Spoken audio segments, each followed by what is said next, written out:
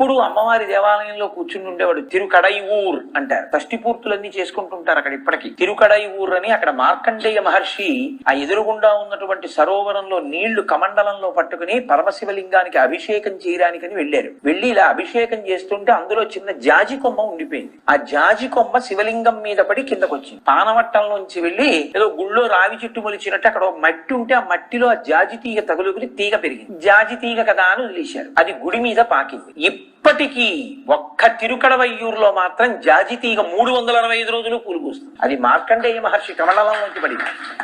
ఆ తిరుకడైఊరులో అమ్మవారి సన్నిధానంలో కూర్చుని ఆ అభిరామ భట్టు అనేటటువంటి భక్తుడు ఎప్పుడు అమ్మవారిని లోపల దర్శనం చేస్తుండేవాడు. ఆయన లోపల అమ్మవారిని దర్శనం చేసి పొంగిపోతున్నాడు. ఆయన పొంగిపోతున్నప్పుడు అమ్మవారి ముఖమండలం కనపడుతోంది అభిరామ భట్టుకి. ఆవిడ ముఖం ఎలా ఉంటుంది? పూర్ణచంద్రబింబం ఎలా